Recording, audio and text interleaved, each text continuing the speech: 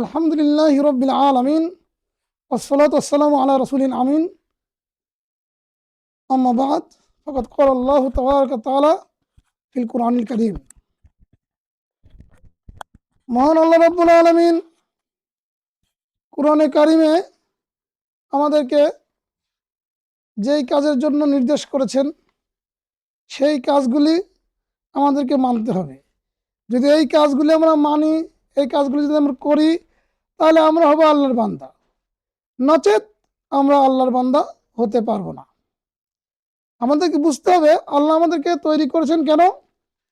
তার ইবাদত করার জন্য। যদি আমরা তার ইবাদত না করি তাহলে আমরা তার বান্দা হব না, অর্থাৎ আল্লাহ আমাদেরকে তার দাস হিসাবে প্রেরণ করেননি। যদি দাস হিসাবে আমরা আল্লাহর দাসত্ব করি তবেই না আমরা আল্লাহর দাস, নাকি? এটা বুঝতে হবে। যদি কোনো স্কুলে কেউ ভর্তি না হয় তাহলে সে যেমন স্কুলের ছাত্র নয়, তেমনই ভাবে ইসলাম যদি কেউ না মানে তাহলে সেও মুসলিমদের মধ্যে পড়ে না, মুসলিমদের মধ্যে সে তার কোনো অংশ নেই, সে মুসলিমদের মধ্যে না। এটাই বলতেছেন আল্লাহ রাব্বুল আলামিন। বলছেন ইয়া আইয়ুহাল্লাযীনা আমানু, হে মুমিনেরা, কুতিবা আলাইকুমুস সিয়াম। অর্থাৎ আল্লাহ কি বলতেছেন? যে মুমিনদেরকে ডেকে বলতেছেন, যারা মুমিন হয়েছ, আল্লাহর দাসত্ব করতে রাজি হয়েছ, তাদেরকে আল্লাহ ডেকে বলছেন, হে ঈমানদারেরা, কি হে ঈমানদারেরা, তোমাদের উপর রমজানের রোজা অর্থাৎ সিয়াম ফরজ করা হয়েছে। কুতিবা আলাইকুমুস সিয়াম, আল্লাহ বলছে ইয়া আইয়ুহাল্লাযীনা আমানু, হে মুমিনেরা, হে ওই সমস্ত লোক যারা ঈমান এনেছো, তাদেরকে আল্লাহ কি বলছেন? কুতিবা আলাইকুমুস সিয়াম, তোমাদের উপর রমজানের রোজা বিধিবদ্ধ করা হয়েছে, লিখে দেওয়া হয়েছে, অর্থাৎ ফরজ করে দেওয়া হয়েছে। এখন আল্লাহ বলছেন কামা কুতিবা আলাল্লাযীনা মিন ক্বাবলিকুম, যেমনটি তোমাদের পূর্ববর্তীদের উপর ফরজ করা হয়েছিল তেমন। এখন তেমন যদি আমি বুঝি, তাদের রোজাটা কেমন ছিল, আমাদের রোজাটা কেমন, এটাকে বুঝতে হবে। রোজা, তাদের রোজা ছিল মুহাম্মদ সাল্লাল্লাহু আলাইহি ওয়াসাল্লাম আসার আগে, তাদের রোজার সিস্টেম ছিল আলাদা, আর আমাদের রোজার সিস্টেম আলাদা। মুহাম্মদ সাল্লাল্লাহু আলাইহি ওয়াসাল্লামের প্রথম পর্যায়ে রোজার সিস্টেমটা ছিল আলাদা। কেমন ছিল? যে রোজা সে কি করতো, সাহারি না খেলেও সে রোজা রাখতো, বা যদি সাহারি ইশার পরে না খেত তাহলে সারা রাত তাকে না খেয়ে থাকতে হতো, অর্থাৎ সাহারি খাওয়ার সুযোগ বাতিল হয়ে যেত। আর রমজানে কি ছিল? স্ত্রীর সাথে মিলামেশা নিষিদ্ধ ছিল প্রথম পর্যায়ে। যখন আল্লাহ রাব্বুল আলামিন দেখলেন যে মুসলমানেরা গোপনে পাপ করছে, সীমা লঙ্ঘন করছে, বিধি থেকে বাইরে চলে যাচ্ছে, তখন আল্লাহ কি করলেন? ওদের মতো রোজা রাখলেন না। রোজা কি করলেন? আল্লাহ বললেন কামা কুতিবা আলাল্লাযীনা মিন ক্বাবলিকুম। তারপর যেহেতু তাদের উপর রোজা ফরজ ছিল, কি তোমাদের উপর রোজা ফরজ করা হয়েছে, যেহেতু তোমাদের পূর্ববর্তীদের উপর তা ফরজ ছিল, কারণ ওদের রোজা তোমাদের রোজা সেম সেম না। ওদের রোজা ফরজ ছিল কেন? যাতে করে ওরা কি পরেজগার হতে পারে। আমাদের রোজা ফরজ যাতে করে আমরা পরেজগার হতে পারি, কিন্তু রোজার নিয়ম ছিল ওদেরটা ভিন্ন, আমাদেরটা ভিন্ন। বুঝা গেছে? হ্যাঁ, ভিন্ন বলতে এখন তৎকালীন সময় তারা সাহারি না খেয়ে শুয়ে পড়লে সাহারি আর খাওয়ার সুযোগ ছিল না, আর স্ত্রীদের সাথে সহবাস করা, মেলামেশা সম্পূর্ণরূপে নিষেধ ছিল রাতে। কিন্তু যখন মানুষ কি করতে লাগলো, এই কাজগুলি লঙ্ঘন করতে লাগলো, অর্থাৎ স্ত্রী সহবাসে লিপ্ত হয়ে গেল, ফলে ওই সময় তার উপর হারাম ছিল না, ওই সময় তো হালাল। কারণ রোজা সিয়াম কাকে বলে? সিয়াম সুবে সাদেক থেকে নিয়ে সূর্যাস্তের আগ পর্যন্ত, সূর্যাস্তের আগ পর্যন্ত সিয়াম রাখতে হবে, এই সময় তার কাম হারাম। কিন্তু রাতে তো তার হারাম ছিল না, কিন্তু এই জিনিসটা তৎকালীন সময় হারাম ছিল, ফলে সেই রেশ ধরে আমাদের উপর রোজা আসছে ওদের মতো। যখন আল্লাহ দেখলেন যে এরা লঙ্ঘন করছে, তখন আল্লাহ সহজ করে দিলেন। সুবহানাল্লাহ, আল্লাহ আমাদের কত রহমশীল, কত রহমদিল, কত দয়াশীল, এরা বুঝতে হবে। ওদের কঠিন ছিল, আমাদের সহজ করে দিলেন। ওরা সারা জীবন ইবাদত করছে, হাজার হাজার বছরের সুযোগ পাইছে, কিন্তু আমাদের আল্লাহ একটা রাত দিচ্ছেন, এই এক রাতেই আমরা ওই সব দেওয়া চলে গেছি। ওদের ওরা আমাদের ধারের কাছেও নাই এই এক রাতের ইবাদতে, মানে হাজার মাসের চেয়ে উত্তম। তাহলে হিসাব করলে কি হয়? ঠিক আছে, ওরা গাদি গাদি হায়াত পাইছে, কিন্তু এত মান সম্পন্ন ইবাদত পায়নি। ঠিক আছে, এটা বুঝতে হবে। তা আল্লাহ রাব্বুল আলামিন কি বলছেন তাহলে ভালো করে আমরা শুনি। আউযু বিল্লাহি মিনাশ শাইতানির রাজীম। ইয়া আইয়ুহাল্লাযীনা আমানু কুতিবা আলাইকুমুস সিয়াম কামা কুতিবা আলাল্লাযীনা মিন ক্বাবলিকুম লাআল্লাকুম তাত্তাকুন। আল্লাহ কি বলছেন? আল্লাহ বলছেন যে হে ঈমানদারেরা, তোমাদের উপর রমজানের সিয়াম ফরজ করা হয়েছে, যেহেতু তা তোমাদের পূর্ববর্তীদের উপর ফরজ ছিল। কেন? লাআল্লাকুম তাত্তাকুন, যাতে করে তোমরা পরহেজগার হতে পারো, যাতে তোমরা জাহান্নামের আগুন থেকে বাঁচতে পারো, যাতে তোমরা জান্নাত লাভ করতে পারো। এটা বুঝতে হবে। তা আল্লাহ রাব্বুল আলামিন আমাদেরকে কোথায় দিতে চান? জান্নাতে দিতে চান, আর জাহান্নাম থেকে বের করে আনতে চান। এই দুনিয়াটাও এক প্রকারের জান্নাত ও জাহান্নাম, দুনিয়াটাও এক প্রকারের জান্নাত জাহান্নাম। রাসূলুল্লাহ সাল্লাল্লাহু আলাইহি ওয়াসাল্লাম বলেছেন, এই দুনিয়াতে বছরে জাহান্নাম এবং জান্নাত কি করে? এই জাহান্নাম করে শ্বাস ছাড়ে, দুটি শ্বাস ছাড়ে। বছরে জাহান্নাম করে শ্বাস ছাড়ে, দুটি শ্বাস ছাড়ে। তাহলে এই অল্পক্ষণ জাহান্নাম, তার মানে যখন শ্বাস ছাড়ে গরমের দিনে, তখন গরম হয়, মানুষের জ্বর আসে, মানুষ অসুস্থ হয়ে যায়। জাহান্নামের এটা হিট। এই জন্য একে মেটানোর জন্য আল্লাহ পানির ব্যবস্থা করেন। পানি ঢালা কোথায়? জ্বরের প্রধান হলো পানি। পানি ঢাললে জ্বর চলে যাবে, এটা জান্নাত। এটা কি? জান্নাত। আবার শীতের দিনে, শীতের সময়, অর্থাৎ শীতের সময় একটা শ্বাস ছাড়ে, একটা শ্বাস ছাড়ে। এই শ্বাসে মানুষের ঠান্ডা লেগে যায়, মানুষের ঠান্ডা লেগে যায়, শীতের গরম কাপড় চোপড় গায়ে দেওয়া লাগে। কেন? ঠান্ডার কারণে। এই দুটোই জাহান্নামের শ্বাস। আর এটাকে প্রতিরোধ করার জন্য আবার গরম জিনিসের ব্যবস্থা করছেন আল্লাহ। এটা জান্নাত। এটা কি? জান্নাত। শীত লেগে যাতে না মরে, গরমেও যাতে না মরে। সুবহানাল্লাহ। আল্লাহ আমাদের জন্য কত রহম দিল, কত করুণা করেছেন, এটা বুঝতে হবে। কিন্তু আমরা নিজে এটা ভুলে গেছি। জান্নাতের সুখ আমরা যে পাবো, আশা রাখি, এই আশাটা আমাদের নাই। জান্নাত থেকে আমরা বাঁচবো, এর কোনো পরিকল্পনাই নাই। তাহলে এই রোজাটা কেন আসলো? রোজা পরিশুদ্ধ করার জন্য আসলো। তার মানে রোজা রমজ ধাতু থেকে এই শব্দটা তৈরি। রমজান রমজ ধাতু থেকে তৈরি। এই রমজ ধাতু মানে জ্বালায় পোড়ায় বিশুদ্ধ করা।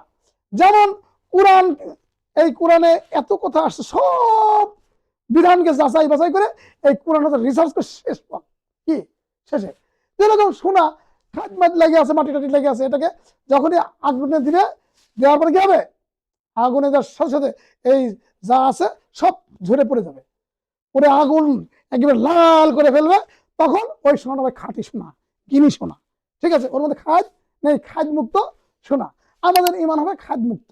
এই খাদ মুক্ত করার জন্য এই রমজ ধাতু থেকে রমজান তৈরি হয়েছে। এই জন্য খাদ মুক্ত। মুমিনরা পাপ পঙ্কিলত করে সারা বছর পরে এই এক মাসে সব একেবারে পুরে জ্বালায় পরে সারকার করে দিবি। তাহলে মুমিন হবে ফ্রেশ। কি হবে? মুমিন হবে ফ্রেশ, নিখাদ, একবার খাদ মুক্ত, একটা গিনি সোনা হয়ে যাবে। আর এই গিনি সোনা যখন হবে, তার দাম কত হবে চিন্তা করা লাগবে না? এই জন্য জান্নাতের 8টা দরজা আছে। কয়টা? 8টা দরজা বলতে, দরজা বলতে আমরা মর্যাদা বুঝি, দরজা মানে এরকম গেট না, স্তরে স্তরে। জান্নাত হচ্ছে 8 তলা, আর জাহান্নাম হচ্ছে 7 তলা। জাহান্নামে অধিকাংশ মানুষ যাবে, তারপরেও জায়গা কম। আর জান্নাতে কম মানুষ যাবে, কিন্তু জায়গা বেশি। এক একটা মানুষের জায়গা 10-11টা দুনিয়ার সমান।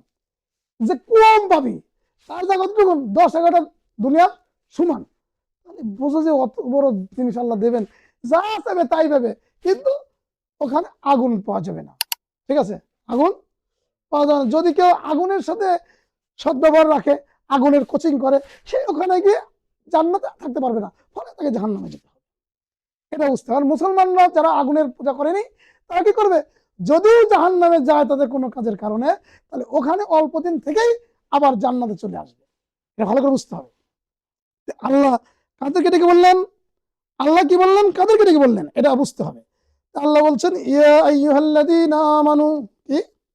ইয়া আইয়ুহাল্লাযীনা আমানু, হে মুমিনেরা, কুতিবা আলাইকুমুস সিয়াম, তোমাদের উপর রমজানের সিয়াম ফরজ করা হয়েছে, কামা কুতিবা আলাল্লাযীনা মিন ক্বাবলিকুম লাআল্লাকুম তাত্তাকুন, যেহেতু তোমাদের পূর্ববর্তীদের উপর তা ফরজ ছিল, যাতে করে তোমরা সফলকামী হতে পারো, জান্নাতি হতে পারো, নিখাত হতে পারো, খাদ মুক্ত হতে পারো, অর্থাৎ সঠিক ইমানদার হতে পারো।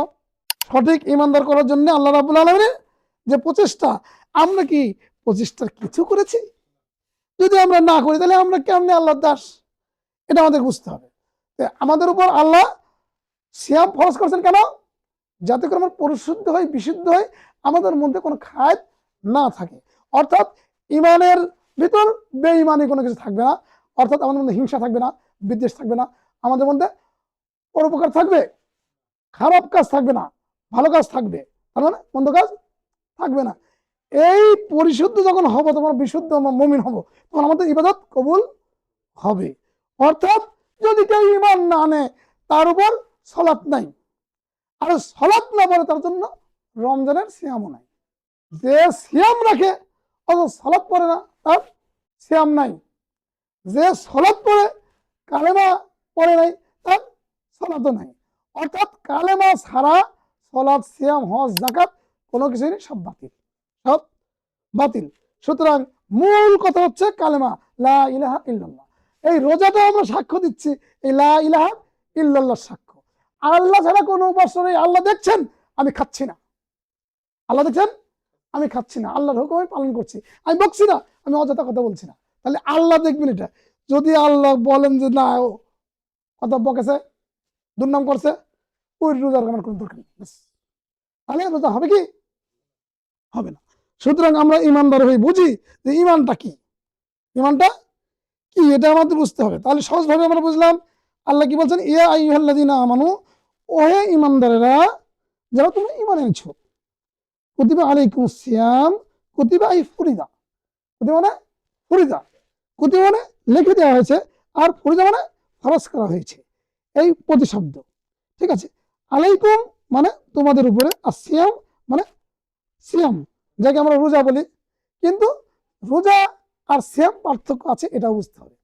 রোজা অর্থাৎ শুভে সাদেক থেকে নিয়ে সূর্য অস্তমিত হওয়া পর্যন্ত আল্লাহর সন্তুষ্টির উদ্দেশ্যে যৌন ক্ষুধা এবং পেটের ক্ষুধা থেকে নিবৃত থাকা, এবং অশ্লীল গঠিত বাক্য থেকে বেঁচে থেকে ইসলামের অনুশাসন মেনে নিয়ে আল্লাহ এবং তার রাসূলের বিধিবিধান দেয়া যে বিধান আছে সেই বিধান অনুযায়ী চলতে হবে। অর্থাৎ আল্লাহর বিধানটা রাসূল যেভাবে মেনেছেন ঠিক সেভাবে। তারপর রাসূল যেভাবে ইফতার করেছেন, রাসূল যেভাবে সাহারি খেয়েছেন, রাসূল যেভাবে বোকাবাজি থেকে বেঁচে থাকেন, ঠিক আমাদের সেইভাবে বেঁচে থাকতে হবে। তাহলে আমরা পরেজগার হতে পারবো, আমরা জান্নাতি হতে পারবো, আমরা নিখাত হতে পারবো। নচেত আমরা নিখাত হতে পারবো না। অর্থাৎ কি, কেন, কিভাবে, আমি কি করছি, কেন করছি, কিভাবে করছি। আমি সিয়াম রাখছি, সিয়াম কি? সিয়াম হচ্ছে আল্লাহর সন্তুষ্টির একমাত্র মাধ্যম। যখন জ্বালায় পুরে আমাকে মানে পরিশুদ্ধ করবেন, এই হচ্ছে সিয়াম। সিয়াম কিভাবে করতে হয়? রাসূলুল্লাহ সাল্লাল্লাহু আলাইহি ওয়াসাল্লাম যেভাবে করেছেন, অর্থাৎ শুভে থেকে নিয়ে সন্ধ্যা পর্যন্ত। সূর্য ডুবে গেল, তারপর 5 মিনিট থাকবেন, তাহলে রাসূলের সিয়াম হবে না, ঠিক আছে। কিভাবে থাকতে হবে? অশ্লীল গঠিত কথা বলা যাবে না, পেটের খিদা, চাটের খিদা, দুই খিদা থেকে বেঁচে থাকতে হবে। হ্যাঁ, খেতে খেতে যদি আজান হয়ে যায়, সে খাওয়া সম্পন্ন করবে যত তাড়াতাড়ি পারে, লেন্দি করবে না, ঠিক আছে। তাই খাওয়া অভুক্তও থাকবে না, যে আমি না খাই রয়ে গেলাম, না, ওরকম না। রাসূলুল্লাহ সাল্লাল্লাহু আলাইহি ওয়াসাল্লামের সময় আজান দিত বিলাল রাদিয়াল্লাহু তাআলা এবং আব্দুল্লাহ ইবনে উম্মে মাকতুম। বুঝতে হবে ভালো করে। রাসূলুল্লাহ সাল্লাল্লাহু আলাইহি ওয়াসাল্লামের সময় আব্দুল্লাহ ইবনে উম্মে মাকতুম আজান দিতেন শেষের আজান। কখনো কখনো আজান শেষের আজান, সাহারি শেষ। আর সাহারির আগে যে আজান দিতেন, সুবে কাজের থেকে বলা হয়। সুবে কাজের আজান দিতেন মানে তাহাজ্জুদের আজান, তাহাজ্জুদের আজান, ওকে বলে সুবে কাজের, মানে অন্ধকার থাকতে আজান দিতেন কিনা বিলাল রাদিয়াল্লাহু তাআলা। বিলাল রাদিয়াল্লাহু তাআলা আজান শুনে অনেক খাওয়া বন্ধ করে দিয়েছে। রাসূল সাল্লাল্লাহু আলাইহি ওয়াসাল্লাম বলছেন, না, বিলালের আজান শুনে তোমরা খাওয়া বন্ধ করবে না, বরং খাওয়া শুরু করবে, খাওয়া শুরু করবে। আর আব্দুল্লাহ ইবনে উম্মে মাকতুমের আজান শুনে তোমরা খাওয়া ছেড়ে দেবে। আব্দুল্লাহ ইবনে উম্মে মাকতুম তিনি আজান দিতেন তখন যখন লোকজন বলতো, হে আব্দুল্লাহ ইবনে উম্মে মাকতুম, ফর্সা হয়ে গেল, সকাল হয়ে গেল, তুমি কি করো? উনি ছিলেন অন্ধ, কি অন্ধ ছিলেন, তো উনি তো বুঝতে পারতেন না। লোকজন যখন বলতো এই সকাল হয়ে গেল, সকাল হয়ে গেল, তাহলে আজান দাও, তখন তিনি আজান দিতেন।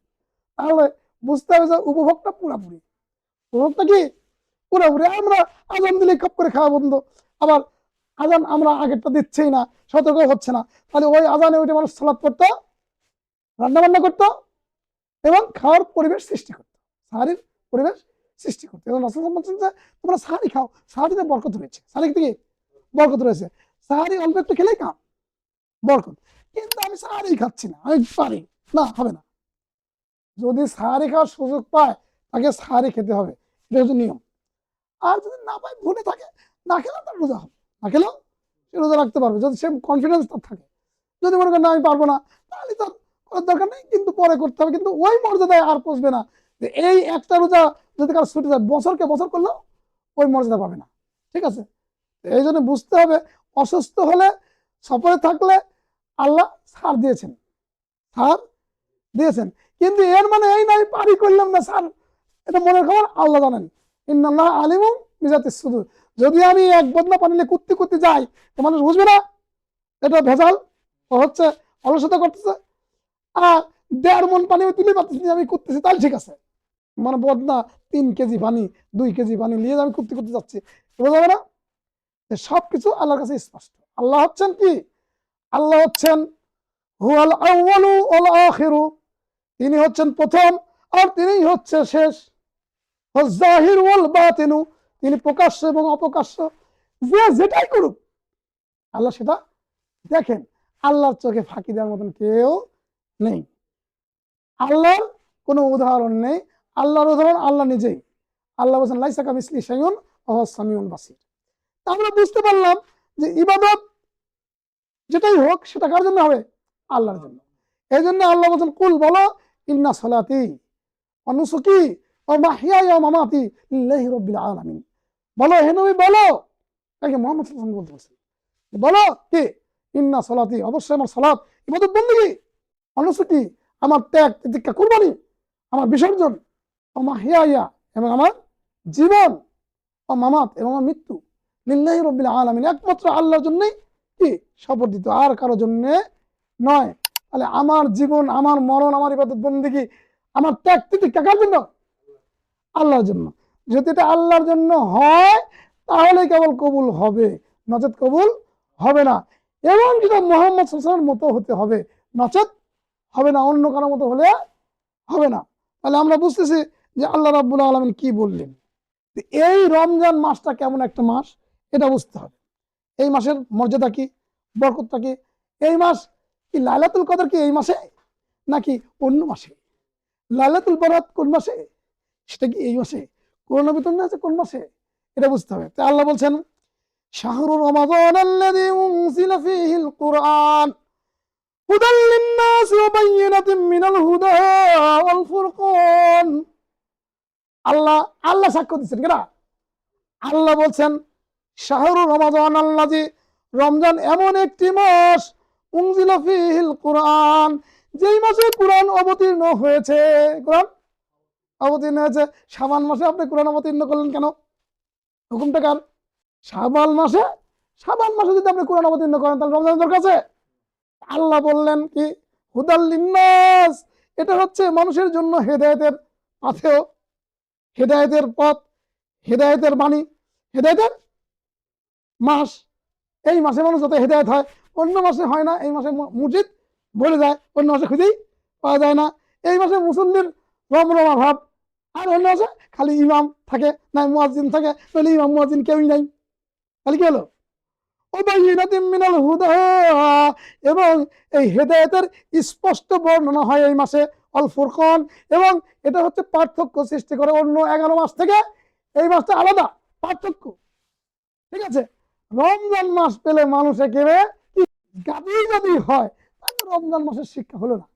রমজান মাসে অল্প খেয়ে শরীরকে ফিটফাট রাখা, ঠিক আছে, ফিটনেস রাখা। প্রত্যেক ধর্মে, প্রত্যেক দার্শনিক, প্রত্যেক ডাক্তার, সবার অ্যানালাইসিস এবং গবেষণা কি যে যদি মানুষ কম খায়, মানুষ শরীরকে সেক দেয়, শরীরটা সুস্থ সুঠাম হয়, শরীর পরিশুদ্ধ হয়। তার মানে বেশি খেয়ে খেয়ে শরীর ঝাপসা হয়ে গেছে, এই ঝাপসা মুক্ত হয়ে যায়। তাহলে ডাক্তাররা রোজা থাকতে বলে, ডাক্তার কি রোজা থাকতে পারে? ডাক্তারের হাজার হাজার বছর আগে আল্লাহ রোজার বিধান দিচ্ছেন। তাহলে কি হলো? ডাক্তার পরে আসে পেলো, কিন্তু ডাক্তার ইসলাম মানলো না, একই জিনিস করলো, মানলো না। করোনা আসতেছে, হাত মুখ ধ্বংস মানে, আরে অজু করো না, অজুর বিধান আল্লাহ কবে দিচ্ছেন? অজু করলে করোনা আসবে না, কষ্টই ওঠে না, করোনা আসতেই পারে না, অজু করতে হবে। তুমি অজু করো না, আর খালি হাত মুখ দেওয়া, হাত মুখ দেওয়া মানুষ কি করে? কিছুই করে না। আর ওযু করলে মানুষ সালাত পড়ে ইবাদত করে। তাহলে ইবাদত করলে আল্লাহ রোগ দূর করে দেন। যদি কেউ রোজা রাখে, সালাত পড়ে, ওযু করে, তার করোনা হবে না। স্পষ্ট কথা, আল্লাহ বিধান দিচ্ছেন। সব ডাক্তারের বড় ডাক্তার, সব স্রষ্টার বড় স্রষ্টা আল্লাহ। যেই কোম্পানির গাড়ি সেই কোম্পানির বিধান ক্যাটালগ অনুযায়ী চলতে হবে। ম্যানিফেস্টো একটা গাড়ির আর কোম্পানির আর গাড়ি চলবে সেই কোম্পানিতে হবে না।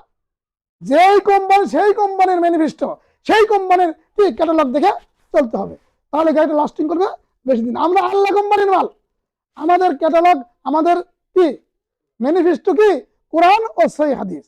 এটাতে যদি আমরা চলতে পারি, আমাদের জীবনে কোনো রকম অভাব, অনটন, দুঃখ, দুর্দশা এবং আমরা হেরে যাওয়ার কোনো স্বপ্নই দেখতে পারি না। মুসলিমদের নামের সাথে পরাজয়ের কোনো গ্লানি নাই, এটা বুঝতে হবে যদি মুসলিম হয়।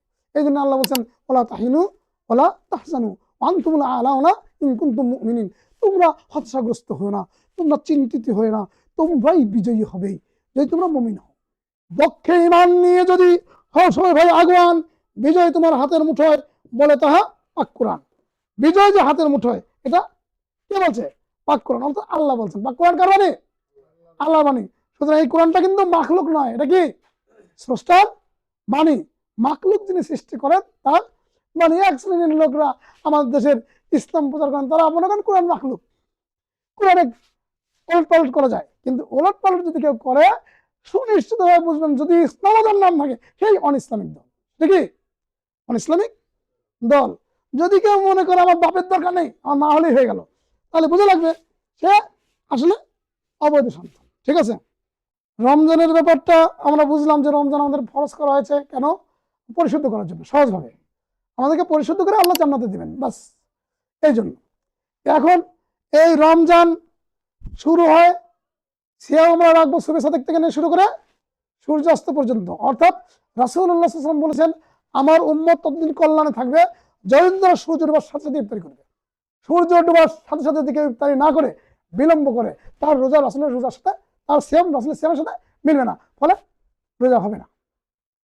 এবং রাসূল সাল্লাল্লাহু আলাইহি ওয়াসাল্লাম বলছেন, তোমরা ইহুদি নাসারাদের মতো কাজ করবে। ওরা হয়তো দেরি করে, তারপরে কি লেন্দি করে। আর মুসলমান কাজ সামিয়া না অতা না, শুনবে এবং মানবে, শোনার সাথে সাথে মানতে হবে। এখন ওরা বলছে রোজা পূর্ণ করো, সিয়াম পূর্ণ করো রাত পর্যন্ত। রাত বলতে সূর্য ডোবার সাথে সাথে রাত, সূর্য ডোবার সাথে সাথে রাত।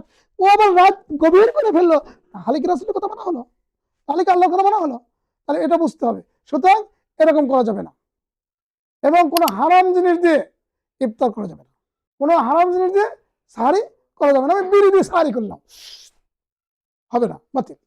জর্দা খেলাম, আলাপাতা খেলাম, সব খেয়ে আমি কি করলাম? রোজা রাখলাম, আমার হারাম ঢুকলো, আমার ইবাদত কবুল হবে না। 40 দিন আমার মুখ নাপাক থাকবে। আমি জর্দা খাইছি, যাতে মনে করলেন 40 দিন মুখ নাপাক থাকবে, তাহলে আর সারা রমজানে কি রোজা পাবে? বিড়ি খাইছি আমি, 40 দিন মুখ নাপাক থাকবে। মদ খাইছি, কঠিন অবস্থা। শাস্তি না পাওয়া পর্যন্ত পরিশুদ্ধ হবে না।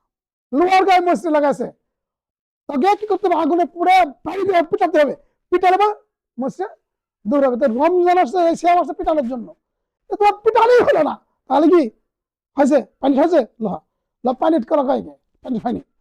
তাহলে এই রোজা আসছে কিসের জন্য? পানি করার জন্য আমাদেরকে। তাহলে আমরা কি করবো? সাহারি খাবো কি দিয়ে? হালাল বস্তু দিয়ে। আর ইফতারি করবো হালাল বস্তু। কোনো হারাম এর মধ্যে লিঙ্ক করলে 40 দিন তার ইবাদত বাতিল, ফলে সারা রমজানের আর রোজা তার হলো না। সহজভাবে বুঝতে হবে। এখন হাজি হোক, গাজী হোক, মুন্সি হোক, পাঁজি হোক, আমি হই না কেন? এখন আমি জর্দা খাই, গুল খাই, আলাপাতা খাই, কি আমি বললাম কুল্লু নিশা হারামুন ইল্লা জর্দা ওয়াল আলাপাতা ওয়াল গুল, প্রত্যেক নেশা হারাম কিন্তু জর্দা, গুল, আলাপাতা ছাড়া। তাই কেন হুজুর? কয় না কুলু, আমি এটা খাই। আমি খেলে যদি ওটা হালাল হয়, তাহলে শরীয়তের দরকার আছে? সুতরাং যেই করুক না কেন, সবার বিধান এক। সবার বিধান কি এক। তাহলে প্রশ্ন আমাদের কি ছিল যে রোজাটা কিভাবে রাখবে? তাহলে সাহারি খাবে পবিত্র জিনিস দিয়ে। খাবে কখন থেকে? সুবে সাদেক থেকে শুরু করে কি ফজরের আগ পর্যন্ত। ফজরের আগ পর্যন্ত খাওয়াটা কখন? সুবে কাজের থেকে শুরু করে সুবে সাদেক অর্থাৎ ফজরের আগ পর্যন্ত। বুঝে গেল কথা? খাবে শুরু করবে কাজের থেকে, অর্থাৎ বিলাল রাদিয়াল্লাহু তাআলা আজানে খাওয়া শুরু, আর আব্দুল্লাহ ইবনে উম্মে মাকতুমের আজানে কি খাওয়া শেষ। তাহলে আজান থাকবে কয়টা? দুটা। একটা হচ্ছে সাহারি পাকানোর আজান, তাহাজ্জুদের আজান, ঠিক আছে, নামাজের প্রস্তুতির আজান, এবং সাহারি পাকায় যাতে ফজর পার না হয়ে যায় এই জন্য প্রস্তুতি, সুবহ সাদেকের আগেই সাহারি পাকাতে হবে যাতে খেয়ে রোজা রাখা যায়। রাসূলুল্লাহ সাল্লাল্লাহু আলাইহি ওয়াসাল্লাম সাহাবীগণ তাহাজ্জুদ পড়তেন, অর্থাৎ আমরা যাকে তারাই বলি। তারাবি মানে বিরতির সালাত, 2 রাকাত পড়লাম, 2 রাকাত পড়ে থাকলাম, এরকম করতে করতে পার করা বিরতির সালাত। কিন্তু এর সালাতের নাম হচ্ছে কিয়ামুল লাইল। কি নাম? কিয়ামুল লাইল। কিয়ামুল লাইল দুই প্রকার, একটা হচ্ছে কিয়ামুল লাইল ফি গায়রি রমাজান, রমজান ছাড়া, আর আরেকটা হচ্ছে কিয়ামুল লাইল ফি শাহরি রমাজান, রমজান মাসের কিয়ামুল লাইল, রাতের সালাত আর রাতের দাঁড়ানো, আর অন্য মাসে। রাসূল সাল্লাল্লাহু আলাইহি ওয়াসাল্লাম রমজান এবং গায়ের রমজান, রমজান এবং গায়ের রমজান রাতের সালাত 11 রাকাতের বেশি পড়তেন না, 11 রাকাতের বেশি পড়তেন না। কে কি ফতোয়া দিল এটা আমার দেখার দরকার নাই। রাতের সালাত কি 11 রাকাতের বেশি, ইশার পরে 11 রাকাতের বেশি ফজরের আগ পর্যন্ত রাসূল সাল্লাল্লাহু আলাইহি ওয়াসাল্লাম পড়তেন না। সহজ কথা। সে রমজান মাসে হোক আর রমজান মাস ছাড়াই হোক, যদি রাসূলের মতো করতে চান এরকম করতে হবে। কে কয় রাকাত বলছে এটা আমার দরকার নাই, ঠিক আছে। তবে এর একটা সিস্টেম আছে, তারাবি সালাতের সিস্টেম, তাহাজ্জুদ সালাতের সিস্টেম। আমরা এই রাতে পড়ি তাই তারাবি বলি, আর প্রকৃত সালাত হচ্ছে তাহাজ্জুদ। সালাত কি? তাহাজ্জুদ। তাহাজ্জুদ সালাত রাতের সালাত 2 রাকাত 2 রাকাত করে পড়তে হয়, ঠিক আছে। আর তারাবি সালাতের সাথে পড়তে হয় কি? বেতের। বেতের শব্দের অর্থ হচ্ছে বেজর। বেতের কি? বেজর। এই বেজর সালাত তার মানে সব সালাত জোড়া জোড়া হলে বেতের হবে কি? বেজোড়া। আর এই বেজোড়া হলে সব সালাতকে কি করবে? বেজর করে দেবে। বেতর হচ্ছে 2 প্রকার। বেতর কয় প্রকার? 2 প্রকার। একটা হচ্ছে দিনের বেতন এবং রাতের বেতন। দিনের বেতন আর রাতের বেতন। দিন শেষ হয়ে গেলে যে বেতন পড়তে হয় সেটা হচ্ছে মাগরিব। মাগরিব সালাত কয় রাকাত? 3 রাকাত। তাহলে বেতর আছে না জোর আছে? বেজর। আর মাগরিবের পর রাতের সালাত ইশার পরে, ইশার পরে হচ্ছে রাতের বেতর। ইশার পর কি? রাতের বেতর। বেতর মানে 1 থেকে নিয়ে 9 পর্যন্ত, 1 থেকে নিয়ে 9 রাকাত পর্যন্ত। এই তাহলে 9 রাকাত বেতর যদি হয় তাহলে তাহাজ্জুদ হবে কয় রাকাত? 2 রাকাত। 9 আর 2 11, 9 আর 2 11। যখন বেতর আমরা পড়বো 3 রাকাত, 3 রাকাত পড়লাম, তাহলে ওই কত হবে? হ্যাঁ, 8 9 10 11, ঠিক আছে, 8 রাকাত। যদি আমরা বেতের পড়ি 5 রাকাত তাহলে তাহাজ্জুদ হবে কয় রাকাত? 6 রাকাত। 6 আর 5 কত? 11। সহজ হিসাব, এটাই হিসাব বুঝা লাগবে। আগে বুঝতে বেতর আগে বুঝলে। এখন যদি বেতর 7 রাকাত পড়ি তাহাজ্জুদ কয় রাকাত হবে? 4 রাকাত। বেতর যদি আমরা 9 রাকাত পড়ি তাহাজ্জুদ 2 রাকাত। এটা বুঝলাম তো? এইভাবে মিল করে 11 রাকাতের বেশি রাতের সালাত হবে না। আর যদি হয় সেটা রাসূলের না, সেটা রাসূলের না। ও কম হতে পারে কিন্তু বেশি হওয়া যাবে না। এখন কেউ পারতেছে না, সে 2 রাকাত তাহাজ্জুদ পড়লো, 1 রাকাত বেতর পড়লো, হয়ে গেল, ঠিক আছে, হয়ে গেল। রাসূলুল্লাহ সাল্লাল্লাহু আলাইহি ওয়াসাল্লাম বলতেছেন যে যখন কেউ তাহাজ্জুদ পড়তে পড়তে সংখ্যাবোধ হয় যে ফজর হয়ে যাবে, তখন সে কি করবে?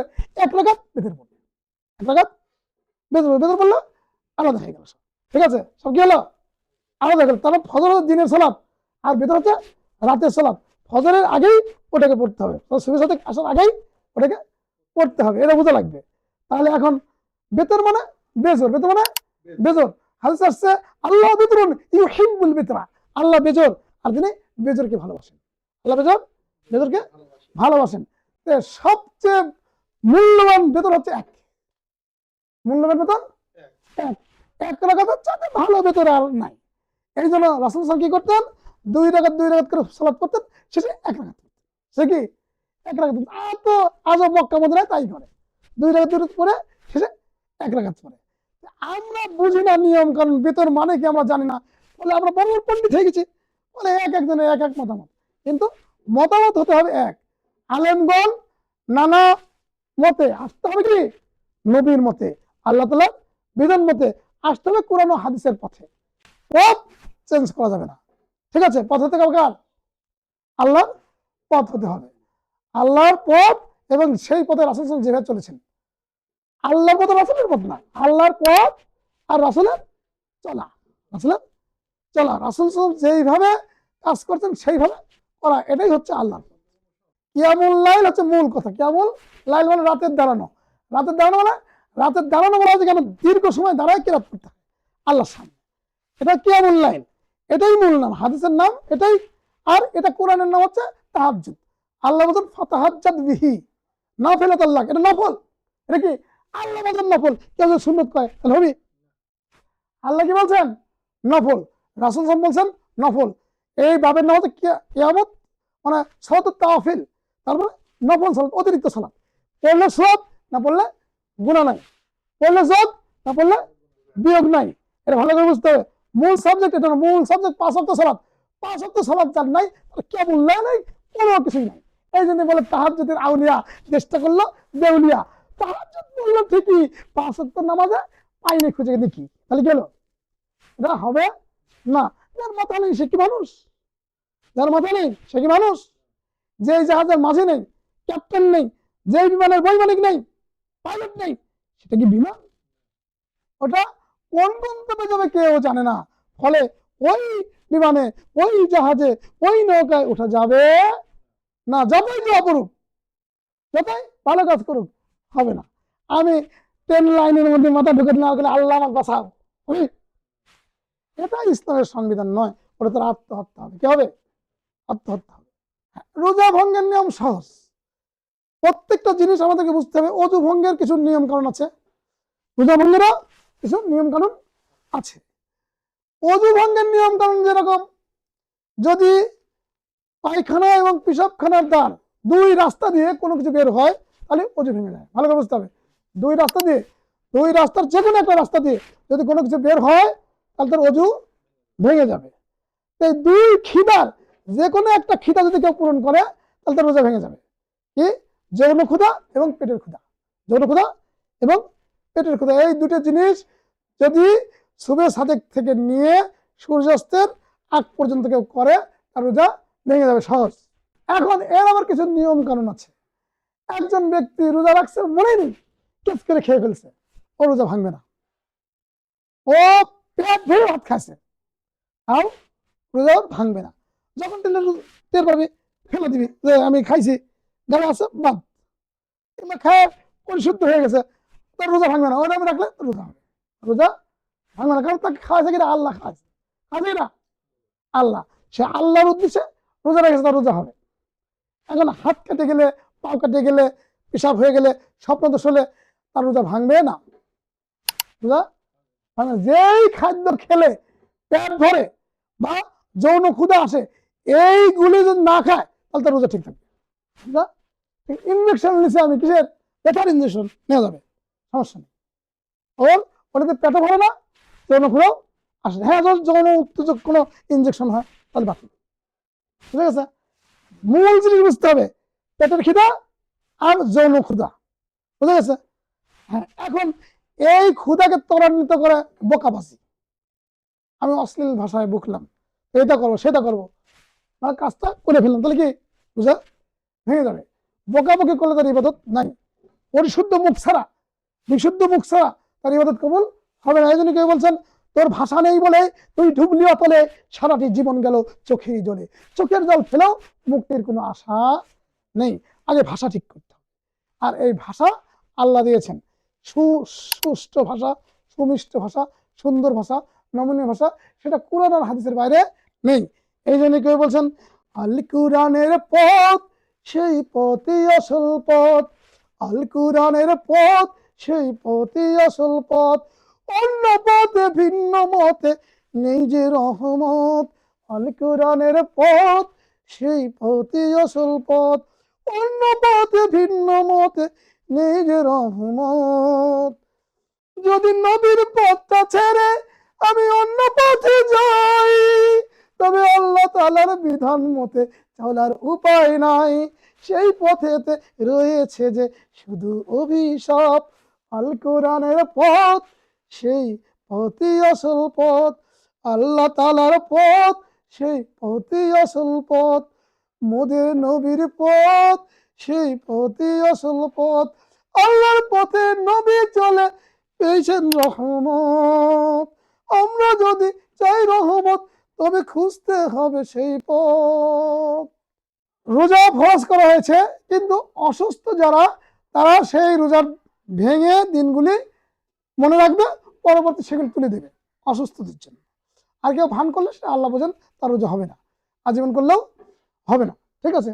আর যদি কেউ কোনো রকম সামর্থ্য না রাখে, পরবর্তীও করার কোনো আশা নাই, তাহলে অন্য একজনকে রোজার খাবার দেবে, মানে সাহারির এবং ইফতারের খাবার দেবে, সে করলে তারও সওয়াব হবে, ওরও সওয়াব হবে, ঠিক আছে। এই হচ্ছে আসল কথা। কিন্তু আমি সুস্থ শরীর আমি রাখি না আর একজনে খাওয়াই, হবে না, বুঝে গেছে কথা। কারণ পরিশুদ্ধ হতে হবে আমার, আমি যদি না হই তাহলে হবে। এটাই আল্লাহ রাব্বুল আলামিন ইন্নাল্লাহা আলিমুম বিযাতিস সুদূর, নিঃসন্দেহে আল্লাহ তাআলা কি অন্তর্নিহিত কথা জানেন। তাহলে আমরা বুঝতে পারলাম যে রমজান মাস অত্যন্ত বরকতপূর্ণ মাস। এই মাসেই কোরআন অবতীর্ণ হয়েছে, এই মাসে সত্য মিথ্যার পার্থক্যের বিধান দেওয়া হয়েছে, এবং বদরের প্রথম যুদ্ধ এই মাসেই শুরু হয়েছে। রোজা থেকেই 17 রমজানে বদর যুদ্ধ হয়। কয় রমজানে? 17 রমজানে বদর যুদ্ধ হয়, আর যুদ্ধে মুসলমানরাই বিজয়ী হয়েছে। রোজার বিধান হচ্ছে বিজয়ের বিধান। রোজার মাস বিজয়ের মাস। এই 11 মাস চলতে হবে রোজার মাসের ফর্মালিটি অনুযায়ী। সুতরাং যদি আমরা রোজার মাসের এই ফর্মালিটি অনুযায়ী, ম্যানিফেস্টো অনুযায়ী, যদি আমরা সূচি অনুযায়ী যদি সারা মাস চলি, তাহলে আমরা কি করতে পারবো? আল্লাহর সন্তুষ্টি অর্জন করতে পারবো। আল্লাহ রাব্বুল আলামিন আমাদেরকে তৌফিক দান করুন। সুবহানাকা আল্লাহুম্মা ওয়া বিহামদিকা আশহাদু আল্লা ইলাহা ইল্লা আনতা আস্তাগফিরুকা ওয়া আতুবু ইলাইক। আসসালামু আলাইকুম ওয়া রাহমাতুল্লাহি ওয়া বারাকাতুহু।